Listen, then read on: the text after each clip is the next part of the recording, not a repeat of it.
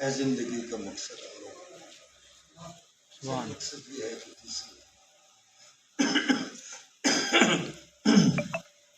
حضرات یہاں اسٹوڈنٹ تو بہت کم تعداد ہے اسٹوڈنٹ کی جن کو میں دیکھ رہا ہوں، لیکن جو ہمیں دیکھ رہے ہیں وہ بہت بڑی تعداد ہے، کیونکہ لائیو جا رہا ہے یہ پروگرام۔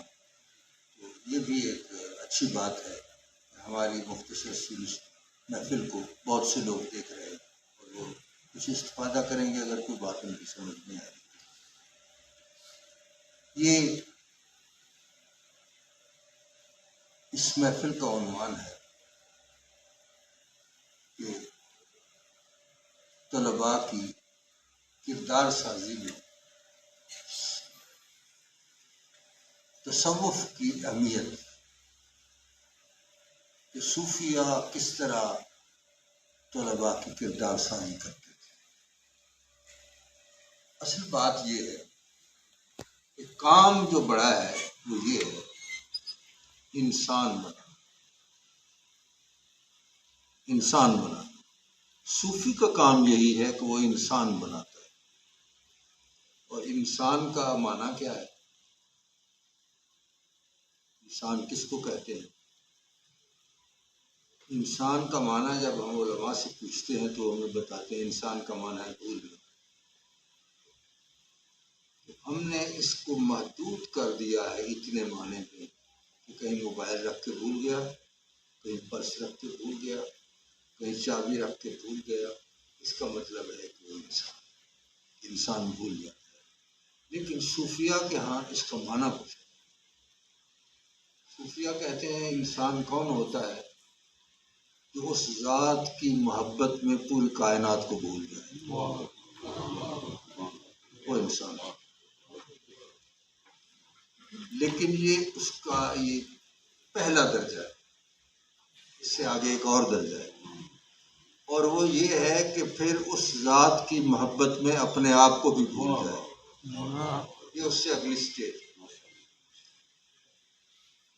اس کے بعد ایک اور بھی سٹیج، اور وہ یہ ہے کہ پھر اس بھولنے کو بھی بھول جائے۔ وہ ہوتا ہے انسان۔ تو صوفی جو ہے وہ یہی سکھاتا ہے، اس ذات کی محبت میں کائنات کو بھول جاؤ اور پھر اپنے آپ کو بھول جاؤ، پھر اس بھولنے کو بھی بھول جاؤ۔ تو اس لیے اس کی اہمیت کا آپ کو اندازہ ہوگا کہ تصوف کس قدر اہم ہے۔ اور اب یہاں کچھ سوال بھی ہوتے ہیں، میں آپ کے سامنے رکھ دیتا ہوں۔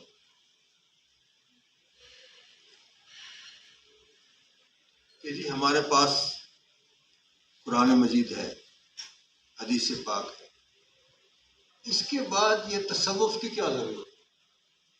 جب قرآن مجید ہمارے پاس ہے، حدیثیں ہمارے پاس موجود ہے، تو تصوف کی کیا ضرورت ہے؟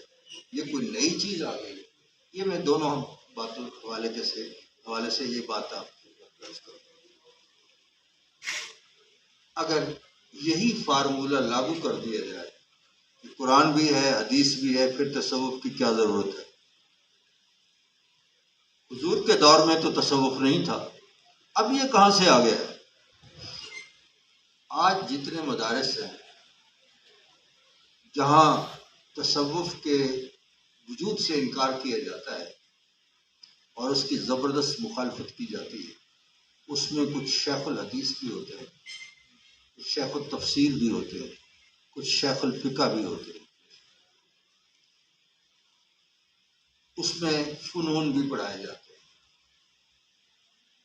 اصول فقہ ہے، اصول حدیث ہے، اصول تفسیر ہے، فقہ ہے، منطق ہے، ادب ہے، فلسفہ ہے، یہ سب شعبے ہیں۔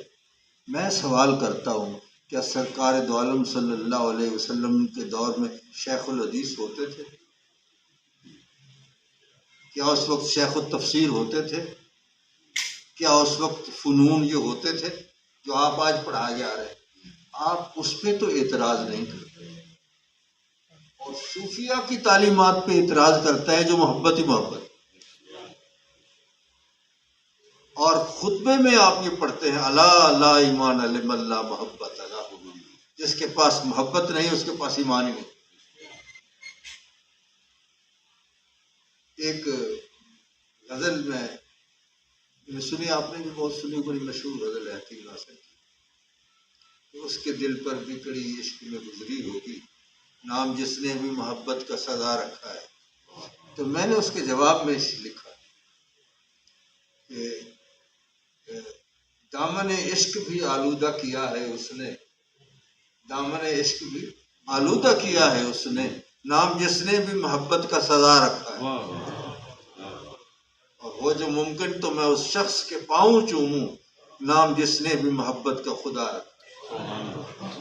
خدا تو محبت ہی محبت ہے، اور اس نے محبت کے لیے پیدا کی ہے کائنات. جب کوئی چیز نہیں تھی کائنات میں تو اس وقت سب سے پہلے اسے محبت ہو گئی تھی. تو محبت ہی کائنات ہے، محبت کی وجہ سے اللہ تعالیٰ نے ساری کائنات بنی ہے. تو وہ محبت ہی اسے عزیز ہے، اور صوفیہ کا مشن یہی محبت کا مشن.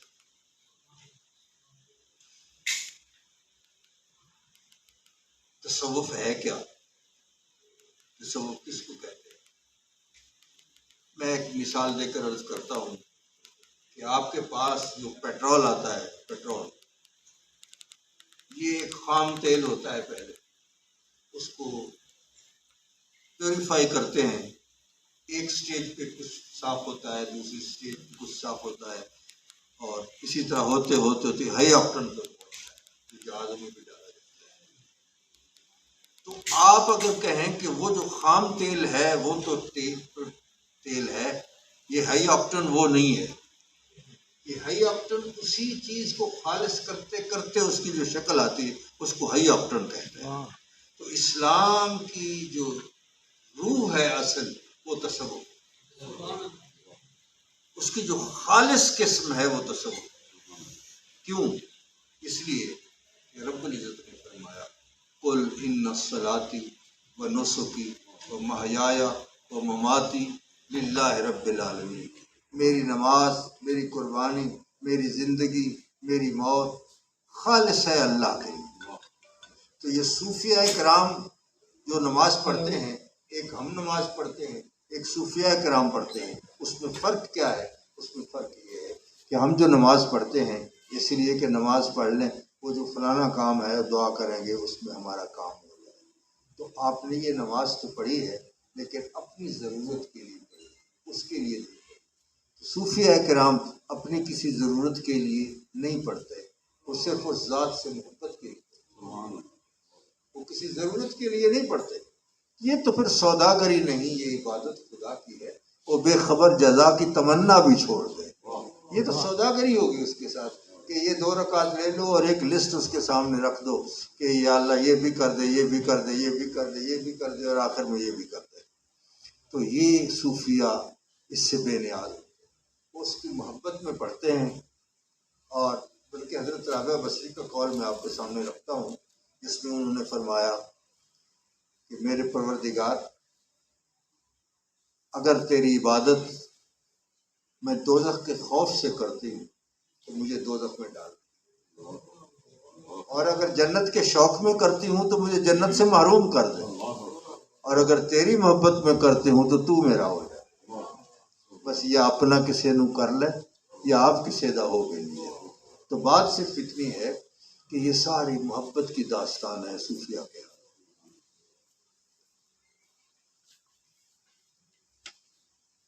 پھر وہی سوال میں آپ کے سامنے دہراتا ہوں.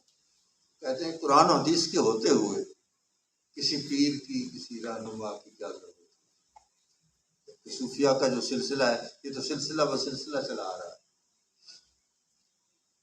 ایک تو یہ ہے، آج اگر کوئی نیا آدمی رحیم یار خان کی یونیورسٹی میں آنا چاہتا ہے، اسے راستے کا کوئی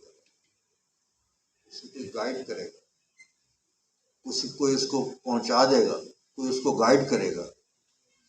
ایک شہر کی معروف یونیورسٹی میں پہنچنے کے لیے تو آپ کو گائیڈ کی ضرورت ہے، اور خدا تک پہنچنے کے لیے آپ کو کسی کی ضرورت نہیں. وہ تو بڑی کٹھن منزل ہے. میری ایک غزل کا شعر ہے کہ بڑی کٹھن ہے یہ پرخار وادی فرقت، بڑی کٹھن ہے یہ پرخار وادی فرقت، قدم ہم آبلا پا بھی بڑھائے جاتے ہیں. تو اس منزل میں، اس کٹھن راستے میں کوئی رہنما ضروری ہے، روحانی رہنما. آپ نے بہت اب سنا ہوگا حضرت امام فخر الدین رازی رحمۃ اللہ، بہت بڑے مفسر، تفسیر کبیر ان کی 17 جلدوں میں ہے. اور جب انہوں نے، بلکہ میں تھوڑی سی اور وضاحت کر دوں کہ انہوں نے جب تفسیر کبیر لکھنے کا ارادہ فرمایا تو آپ نے دعویٰ کیا کہ قرآن پاک کی سورہ فاتحہ سے 10,000 مسائل نکل سکتے. سننے والوں نے کہا کتنا بڑا جھوٹ ہے، 7 تو آیات ہیں، اس سے 10,000 مسائل کیسے نکل سکتے ہیں؟ آپ نے جب سنا کے اعتراض کیا گیا ہے، آپ نے قلم اٹھایا، 10,000 مسائل کی تقسیم کرنے کے بعد فرمایا 10,000 اور بھی نکل سکتے. تو ان کے پاس اللہ تعالیٰ کے وجود پر 360 دلیلیں، بڑی بڑی علمی دلیلیں تھیں، لیکن میں ایک درویش کے پاس جو دلیل ہے اس کے ہونے کی، اللہ تعالیٰ کے ہونے کی، درویش ہے، شاعر ہے، اس نے جو دلیل دی وہ بڑی مزیدار ہے. وہ کہتے ہیں کہ آگہی میں ایک خلا موجود ہے. آج آپ کو کمپیوٹر نے ایک چیز بتائی ہے، وہ حرف آخر نہیں، اس میں ایک خلا ہے جو کل پر ہو. کل آپ کو کمپیوٹر کچھ اور بتائے اور کل بھی ایک خلا ہوگا جو اگلے دن. تو یہ سلسلہ اسی طرح چلتا رہے گا. آپ کو جتنی آگاہی حاصل ہوتی جائے آپ کے پاس خلا ضرور موجود ہے. تو آگہی میں ایک خلا موجود ہے، اس کا مطلب ہے خدا موجود. یہ خدا کی وحدانیت پہ، خدا کے وجود پہ ایک بہترین دلیل ہے.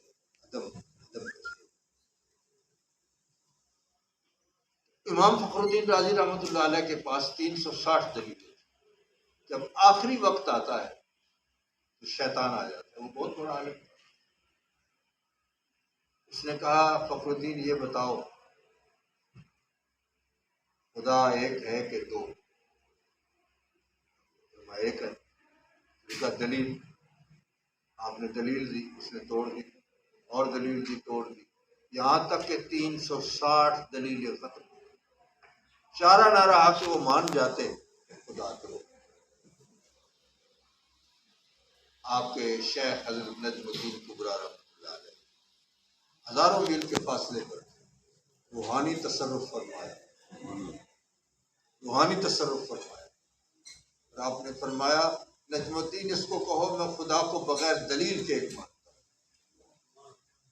اس دلیل کی کو توڑنے کے لیے اس کے پاس کچھ نہیں تھا. تو شیخ جو ہوتے ہیں وہ اس طرح رہنمائی فرماتے ہیں. ایسی باتیں جب ہم کرتے ہیں تو لوگ کہتے ہیں یہ تو کیا نصیب بات ہے. میں ایک چیز آپ کو بیان کرتا ہوں. ایک آدمی کو اگر امریکہ میں اس وقت کسی مسئلے کے جواب کی ضرورت ہے، آپ یہاں سے کلک کر کے اس کو جواب بھیج سکتے ہیں. یہ انسان کی بنی ہوئی چیز ہے، اس میں تو یہ طاقت ہے. اور جو اللہ تعالیٰ کی بنائی ہوئی ہے وہ یہ دل جو ہے یہ عرش اللہ ہے.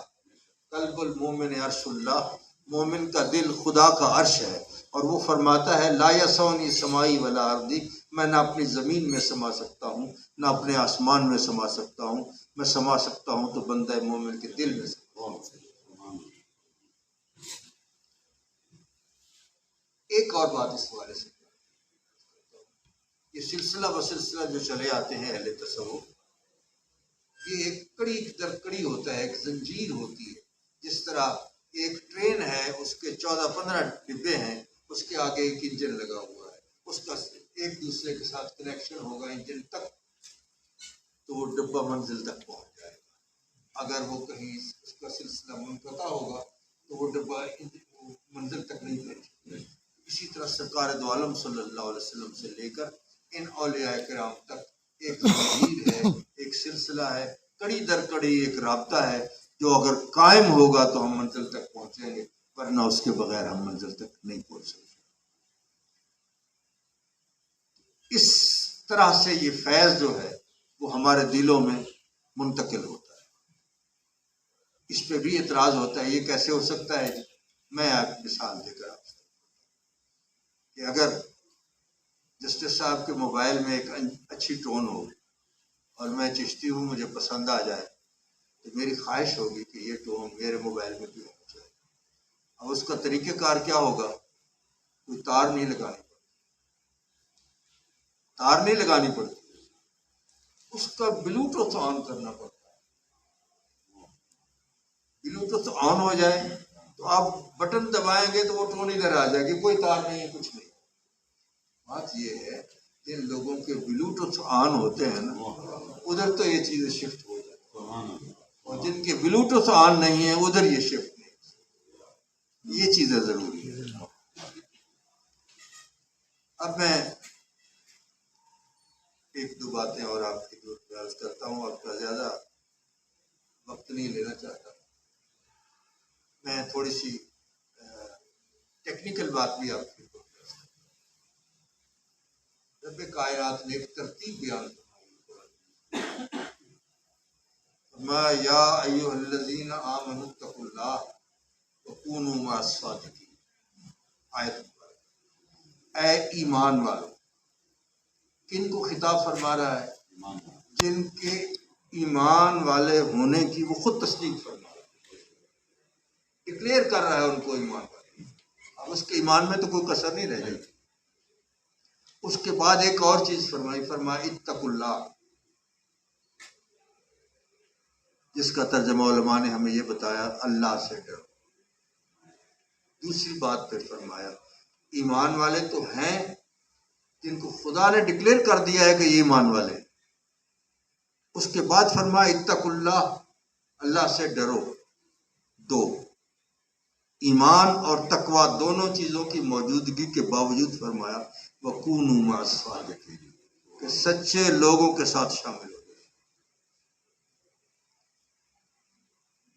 میں پرانی بات ہے، جب میں تازہ مدرسے سے پڑھ کر آیا تھا تو ایک علم کا خمار بھی ہوتا ہے انسان.